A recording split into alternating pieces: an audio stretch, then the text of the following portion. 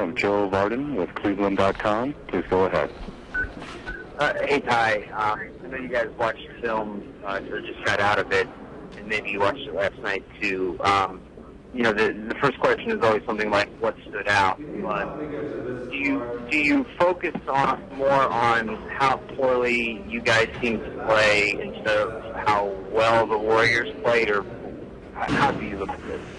We just got to focus on things we can do better. And, of course, we didn't play our best game, and I know we'll play better, you know, come Sunday. But, you know, we just got to take away the easy baskets. I thought we really did a poor job of limiting their easy baskets. I thought we did a poor job of taking care of the basketball, where he's able to get out in transition and score easy baskets. So, you know, we talked about that coming into the series that, you know, we can't turn the ball over 20 times or give those guys, you know, 20 more shots than we have. So our half-court defense was solid, you know, hold them to 42% shooting, but we can't give them 20 extra shots. If you look at the box score and you see Tristan, JR, Korver, and Deron Williams, the four of them contributed 3 points. How do you? I mean, I would guess that you would agree that you can't win with that happening.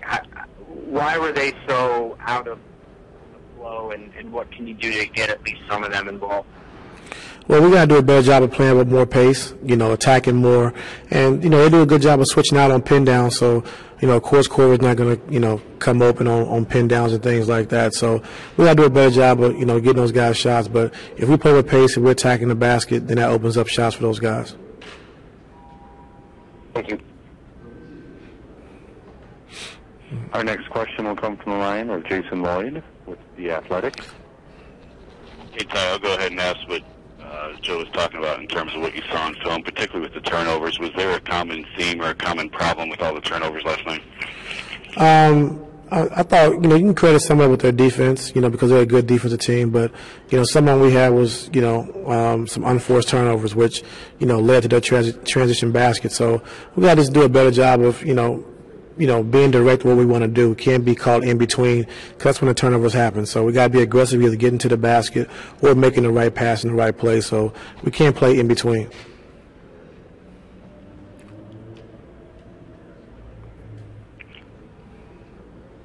Thank you. We'll go to the line of Jeff Shadol with News Herald.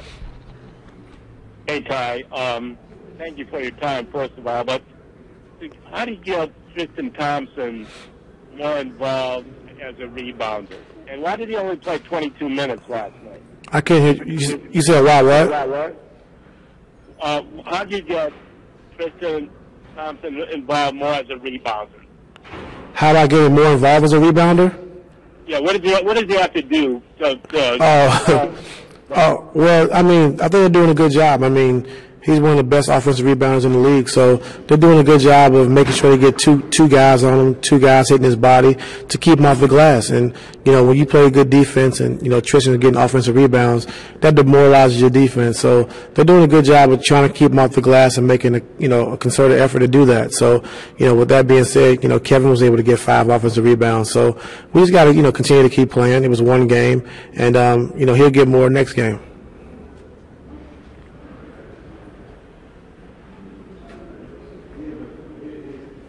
Thank you. Next we'll go to the line of Chris Fedor with Cleveland.com. Hey, Ty, you've talked all year about how your offense is one that makes the defense pick their poison, and they have to give up something, whether it's layup drives to the basket or open threes. With what Golden State was able to do last night with the easy baskets that you were talking about, the layups and the dunks, how much of that was you guys picking your poison and trying to limit their three-point shooting, and how much was it defensive breakdowns that you feel like can be corrected? I thought a lot of it could be corrected. You know, it's a different dynamic when you have, you know, Kevin Durant pushing the ball in transition, and, you know, you have Stephen Clay on the wing running the wing. So we just got to do a better job of getting floor balance. You know, we can't turn the basketball over. We got to take good shots, and you know, when shot goes up, we got to get back and get the floor balance. So it's a lot of things that we can correct, and we will correct when going into the game too. Along those lines, Ty, what do you think is most correctable about your defense from game one? I mean, it's transition. I mean, they only shot 42% from the field. So, I mean, you take away those easy baskets and take away them having 20 more shots than we did, then it's a different ball game.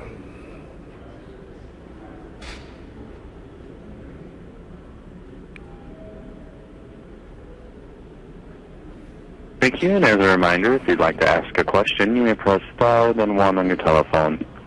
We'll go now to the line of Dean Cruikshank with NBA UK. Please go ahead. Hi, Ty. Do you feel last night the atmosphere in the Olympic Arena mildly affected the guys? Was there a bit of bad karma from the great win in Game 7 last year, and it maybe sort of hung over a little bit? I'm sorry, I couldn't hear you. Hi. Do you feel that maybe there was a little bit of, the atmosphere of the Olympic Arena affected the way the guys played last night? You know, with the Imperial March when they were announced and things like that? I'm sorry, I can't hear you. He's asking if the atmosphere last night into the game may have affected the players during the game. Oh, I mean, they have a great atmosphere. We knew that coming into the series, and they have one of the best home bases in the league. So we've been here before, and we played against this great crowd, and we knew that coming into it. And they're very excited to try to get back and get revenge on what happened last year. So their crowd was definitely into it. But we've been a part of that before, so we understood that coming into it. Okay, understand. Thank you. Our next question comes from the line of Michael Wallace with Grind City Media.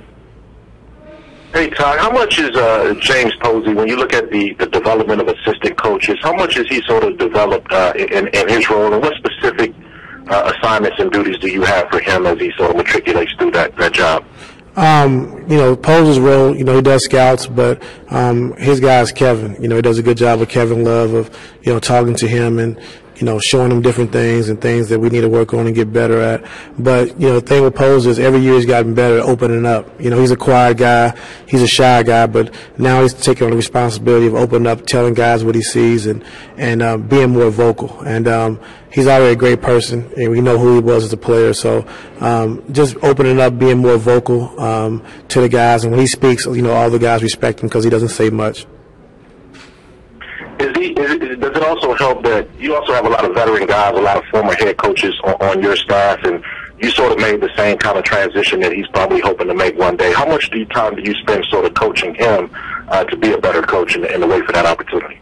Yeah, I talk to him all the time, and Posey's a shy guy, and he doesn't like to step on guys' toes. But I said, listen, you got a lot of basketball you played. You got a lot of experience. So if you see something, you want to say something, you got to speak up and say it. And he's done a better job with that. But we have a very good coaching staff. With Larry Drew and Jim Boylan, Mike Longobardi, Damon Jones, Phil Handy, Vitaly Potapenko. So we got a lot of guys who's played in this league. We have a lot of guys with a lot of coaching experience. So our staff is really good, and we're just trying to groom the young guys. And Posey is coming along very quickly. Thanks, I appreciate it. Yes, sir. We'll go now to the line of Alvaro Martin with ESPN.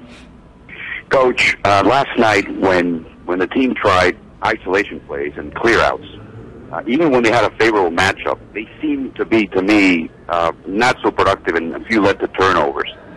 Is there anything about the Golden State defense that makes that play less effective, or was it just what happened last night, and if you keep trying it, you'll go back to the norm? Well, you have to play that way against this team because they switch everything. They switch on pin down. So you got to get the favorable matchup and try to take advantage of it, early. But I thought they did a good job of just, shrinking the floor when that happened. And we really didn't have a lot of driving seams, so that forced us into a few turnovers. But we got to get the matchups we like and we want, and we just got to take advantage of it just like we did last year.